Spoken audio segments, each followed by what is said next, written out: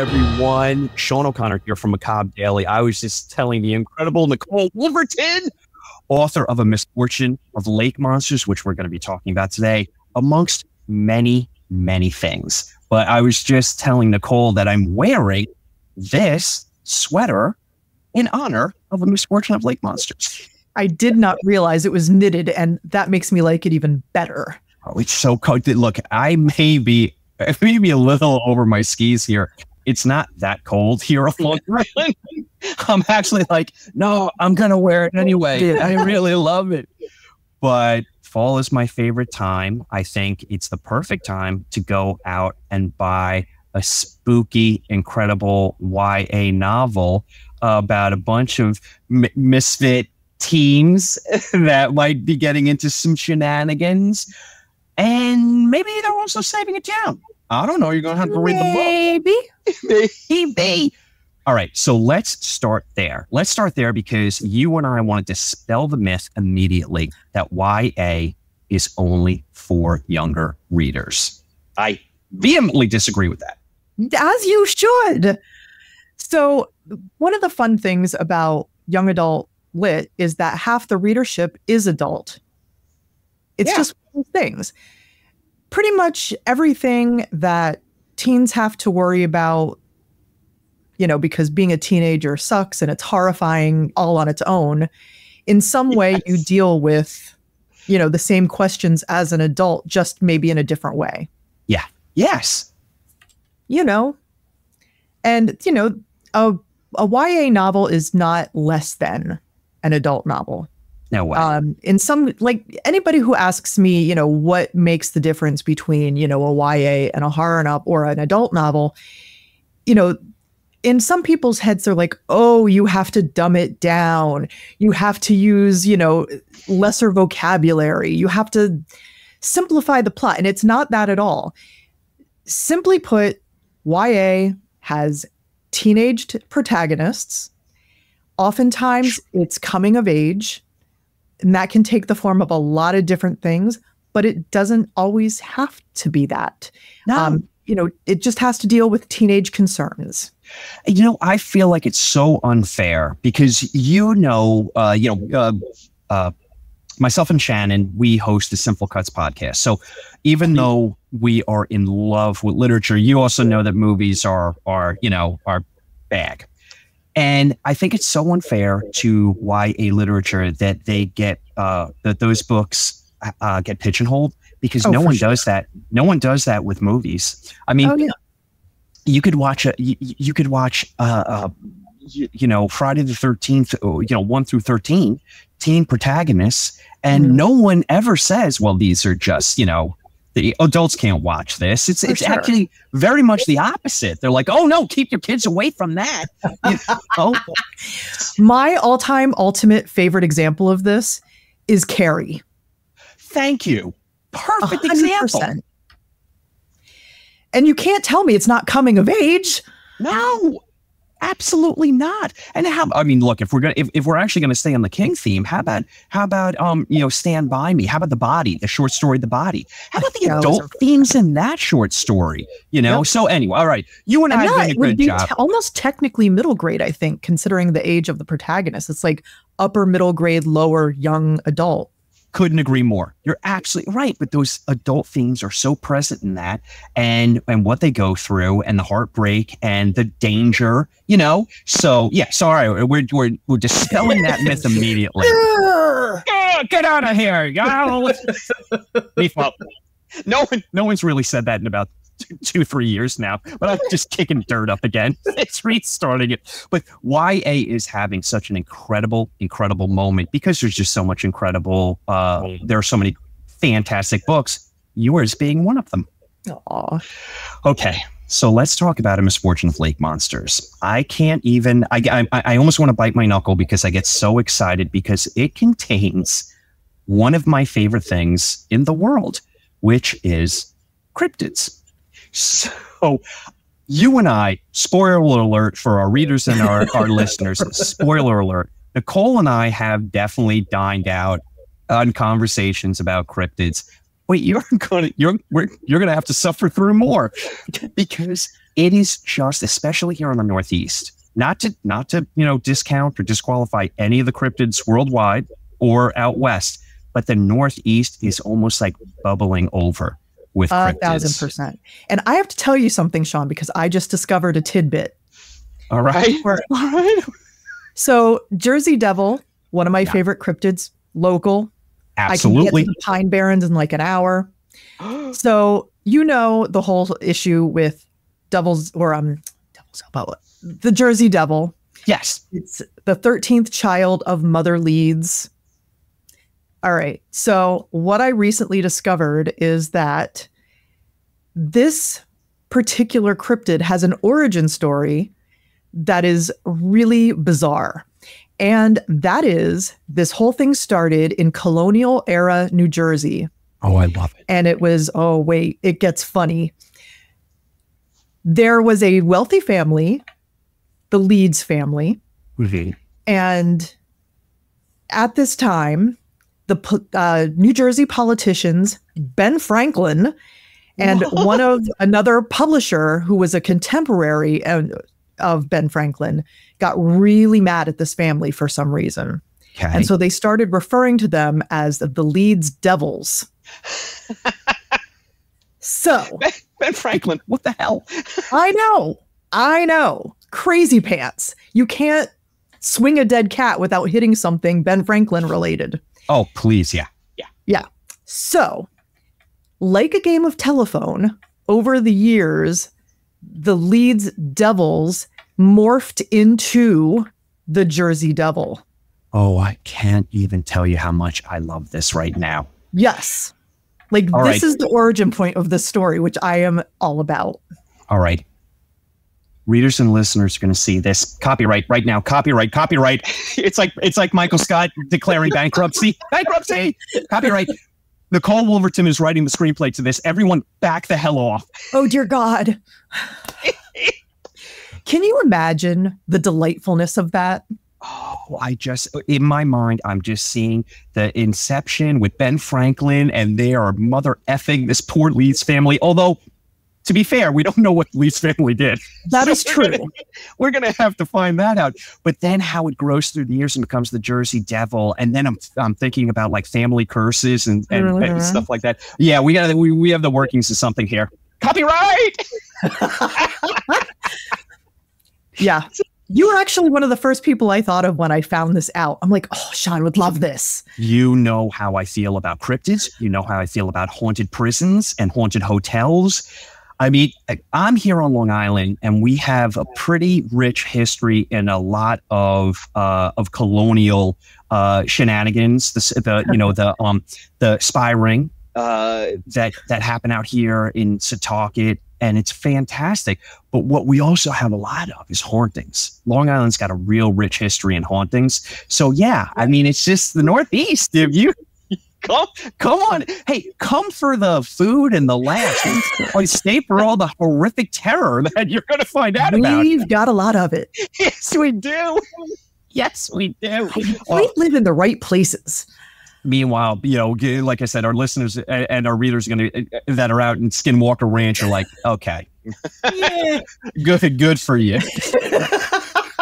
So, all right, let me bring us all the way back because when you and I start gabbing, this is what happens. So let's bring it back to Lake Monsters. I have a love for your protagonists, plural. Because of course, Lemon is our protagonist, and I just couldn't love her more. Again, going back to the adult themes in YA novels, I mean, your heart breaks for Lemon because here's a young woman who really has aspirations, wants to go away to college, is smart and creative and thoughtful, and just wants to get out there into the world. But through her family obligations. No spoilers.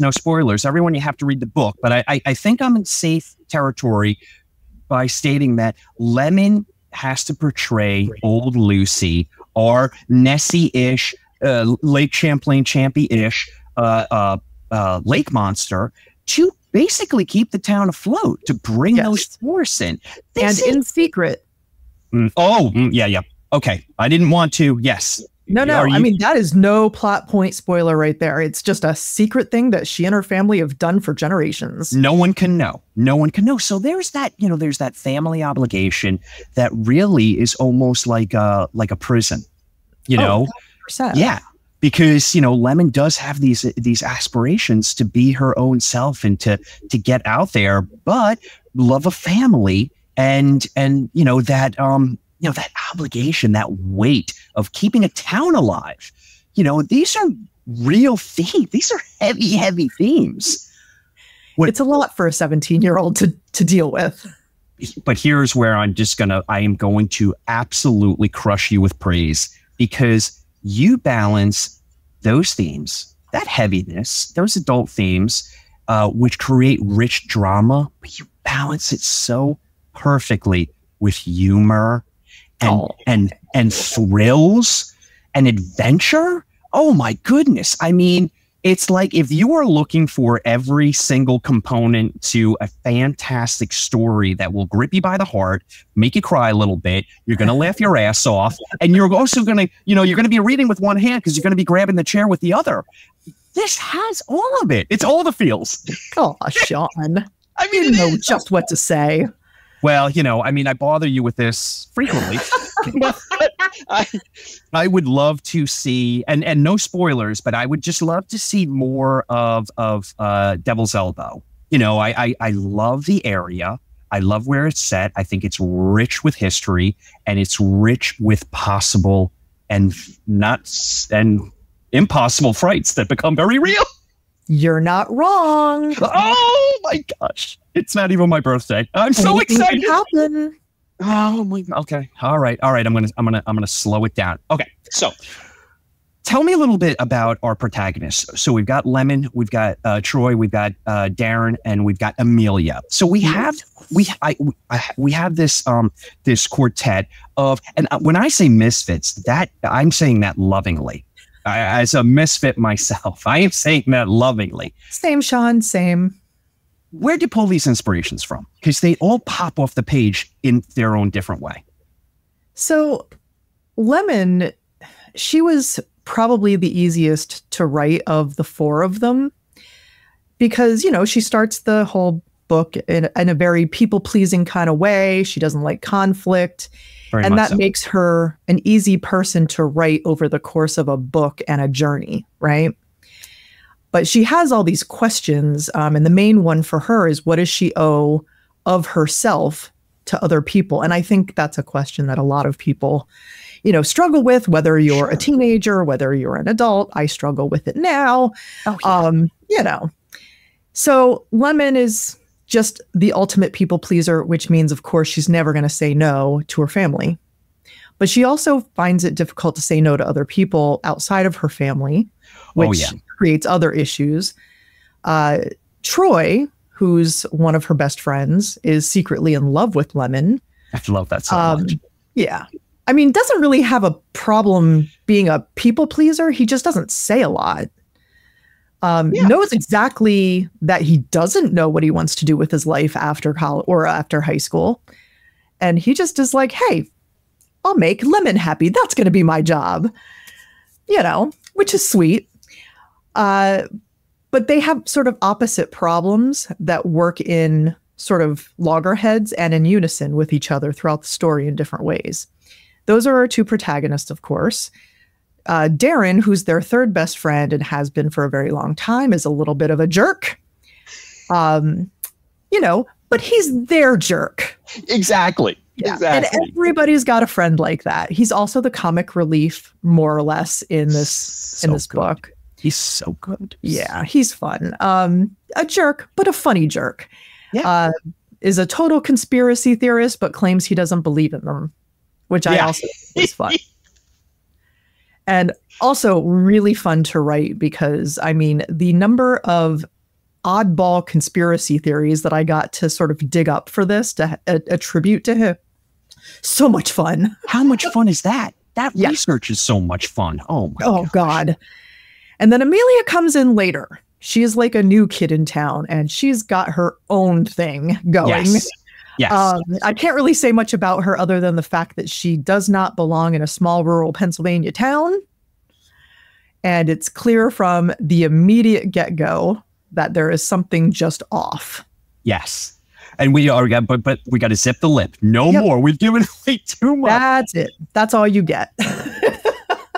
I love Troy because Troy reminded me of like John Cusack, Lloyd Dobler from Say Anything. Yes. Like, I don't know what I want to do, but I know what I don't want to do. And I think anyone who picks up this book who was a teenager, which is going to be everyone, is going to relate to these characters because there's something that pops with all of them where you're like, oh, yeah, I remember that. Yeah. I remember going through that. Of course, Troy and Darren were based or are based on two of my college friends. I love it. They had this very, very wonderful friendship that you don't often see in two college age guys. Like they were so like platonically in love with each other. It's great.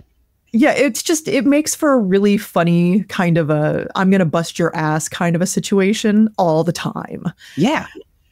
But to not be, not be boxed in with those stupid, toxic, masculine traits, to be able to say to your friend, hey, I love you, man.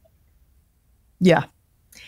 So writing them was like having my college friends back with me again for a little bit, which was really funny. And it ended up one of those situations where as I'm writing, I'm remembering different things that happened when I was in college. And I'm like emailing my college roommate. I'm like, Harry, do you remember? La, la, la, la, la, la. And she's like, oh, yeah. What are you doing? I'm like, never mind. Nothing. None of your business. Yeah. Oh, my. All right. So love the characters. Love the setting. Love the cryptid factor. Talk to me more about the setting, because it really is like it's a character unto itself. Oh, yes, 1,000%. So I grew up in rural Pennsylvania, right outside of Bloomsburg, which is a small college town. And this geographically is where Devil's Elbow is set. Devil's Elbow is the town where this is all taking place. And so my mother read the book after it came out, and she was like, I recognize so many places in this book. Well, yes, you should. The lake is based on a lake that's about a mile behind my childhood home. Okay. Although that lake is much smaller than Lake Lokacoma in the book. And of course, half of the setting also comes directly from Scotland. I was able to go to Scotland to do some research for the book at Loch Ness. This is where I start getting upset. It was a good time. I don't even know what I would do with myself if I were standing on the shore of Loch Ness. I don't think I would ever leave. I didn't want to. It's so pretty, and it's one of those situations where the loch is massive, right? Yes. Standing on like the far end, you can't see the end of it. It's huge. And because of the way that it's sort of set up there, you can easily imagine why people have thought they have seen the Loch Ness Monster over hundreds of years. And I'm not saying I didn't see the Loch Ness Monster, but I'm, not saying that I did. It's one of those things that's up in the air, and I'm never going to reveal whether or not I saw it or not. I just love to think that it was under the boat the whole time. Yes, of course.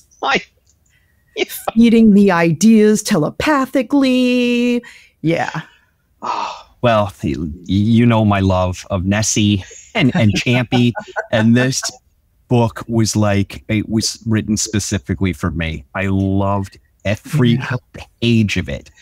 I'm telling you, Sean, you are almost incredibly my target demographic, because I know for a fact that when you were a kid, you had the Time Life books.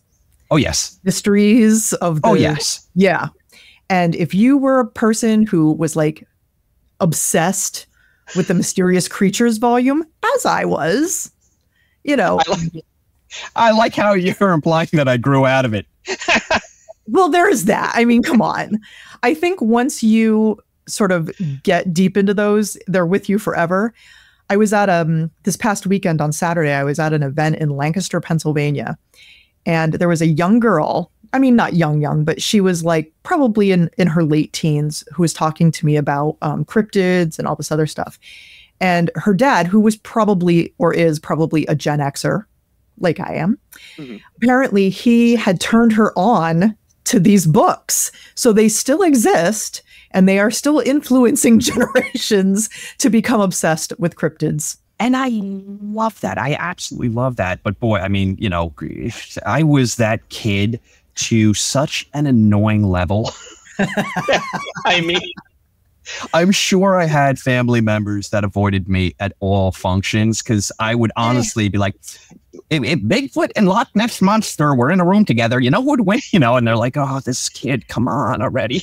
You know, we grew up into fine, upstanding citizens, Sean. I think it's okay. Ish. Yeah, okay. We vote. Yes, we do. Oh, people, get out and vote. Get out and vote. And Register you know what to vote for. Don't turn in your mail-in ballot. Vote early. Whatever you can do. I'm leaving nothing to chance. Vote blue. You know, we're leaving nothing to chance. Please That's vote right. blue. Oh my God. The Loch Ness Monster is a Democrat. I'm sure of it. Hells yeah. Oh yeah. Hi, you know, people, if you want, like, I don't know, like monsters to be banned, you know, then don't vote blue, because I guess that's next on the insanity list. They're like, Wolfman is trying to influence your children. You know, like, they're eating the Wolfman. They're eating the vampires. They're eating the werewolves. They're eating the monsters, and they're coming to get you. Oh, this is such. We could not write the craziness that's going on. Yeah, I know. Yeah. I know. I promise Matt from Macabre Daily that I will not turn every interview into a... Matt, you have my promise. November 5th, it'll be a different tune. Please. You know, either that or I'll be like, here I am reporting in from Dublin, Ireland. Yeah. Nice to talk to you all. Or prison. I mean, you know, I fully would expect to be imprisoned, and at least I'll be in good company. Exactly. I'll be like, is your toothbrush shiv sharp? I cannot get mine sharp. Let me tell you some secrets. Yeah. Could you help me out there? Oh my goodness. Okay, so anyway, my goodness, again, we take hard left turns. Okay, bringing it back. I need to ask you, give me a great watch along or read along for Misfortune of Lake Monsters. All right. So I watched a new movie a couple of weeks ago, and it is an entirely underwater set film. Okay. I'd never seen it before, never heard of it before. It was called The Deep House. Oh my goodness. The Haunted House Underwater. Yes! I knew you would know it. And I mean, it's not lake monstery in theory, but it's set in a lake. Mm-hmm. Almost in the entirety of it is set underwater. And some crazy stuff happens. It's capital S scary at parts. I watched it for the first time, and I was like, that was okay. And then as I got some distance from it, and I truly appreciated the craft that went into that movie, I was like, I did not give that a fair shot. And I went back and rewatched. This is months later, and the experience was that much better. But holy cow, what a fantastic watch along with Misfortune of Lake Monsters. Now, if we're going to suggest monstery watch alongs, I would suggest, let's see. Well, I mean, obviously you got to go with Lake Placid. Oh yeah, 100%. I have one for you. What about Underwater with Kristen Stewart? You're going to hurt me when I say this, but I did not enjoy that film. Okay, no, not it's not everyone has. So that's fine. That's fine. I don't know what it was about the film. It just was not my thing. You know, it might have just been Kristen Stewart. Okay. All right. Again, you know, not everyone loves the movie. I mean, if we're really going to go down this rabbit hole, we could go junky. We could go Deep Star 6. We could go Leviathan. Absolutely. Yeah. So I'm going to throw one out there that I do love, but everyone hates it except for me. What is it? Jaws 4. No, I got you. I got you. I got you. It's the funniness of it. It's the weirdness of it not going according to the previous films. It's a shark haunting a family, and I'm down for it. Yeah, I mean, come on. If you're going to put the boots to Jaws 4, then we have to close the door on so many junky movies. You know, I mean, we really do. It is a fun watch. It is a silly watch. Campy. Campy is all hell. I mean, I do love a camp movie. Shannon and I did Jaws too. We actually did Jaws with Robert Atone. Right. And we had a fantastic time. I think we talked about Jaws for 7 minutes and an hour and a half of Robert being Robert, which I can't get enough of. Cannot get enough of. So I love that man. But we did Jaws 2, which I really enjoy, as this is a good movie that didn't get a fair shot because it came after Jaws, but it's a slasher movie. It's a slasher, you know? Oh, yeah. We've got a disfigured antagonist. We, you know, teens trying to have sex, and, you know, can't let that happen. Joy. Yeah. Tina's joy. No. Now, that set piece scares the bejesus out of me in that movie. That is, you know, because then you see the massive size of the shark, and you're like, well, this isn't going to end well at all. Yeah. But the point I was trying to make is then I come around to Jaws 3, and I love this movie so much. Yeah. But it needs casting alone is bonkers. Right? I mean, it is so bad. And then Louis Gossett Jr. is Calvin Lockhart. No, sorry. Calvin Lockhart's an actual real fantastic actor. It's like Calvin Robichaud. And he chews more scenery than Jaws in the movie. And I can't get enough of it. So look at this. We have just supplied the readers and the listeners with so many fantastic watch-alongs to Misfortune of Lake Monsters. But first and foremost, you have to go out and you have to buy this book. Right, Nicole? Yes, absolutely. It's spooky season. Buy a spooky book. That will also, because it's cozy horror, give you a hug at the same time. Very much so. Very much so. Are we going to get some scares? Absolutely. Are we going to have to put it in the freezer? No, we're going to be okay. We're going to be okay. I am going to put your website in the show notes. I am going to put the link for bookshop.org in the show notes. Is there anywhere else you would like me to put what events? Well, I know everyone can see the events you have coming up from your website, and I'm begging everyone, go see Nicole in person. She is, if you think she's dynamic now, you ain't seen nothing. Please buy the book, and we have more coming from you. So I'm super excited for what 2025 has to offer. But for right now, for 2024, it's all about lake monsters. Please, everyone, go out and buy the book. Not only is it a fantastic read, it makes a fantastic gift because it is spooky season, to your point. It's true. And the holidays are coming up. Stocking stuffer.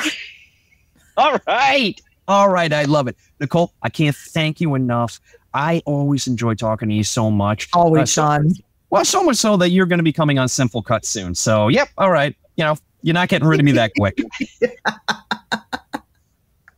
For Macabre Daily, Sean O'Connor here with the incredibly talented and amazing supernova rock star, Nicole Wolverton. And that's me.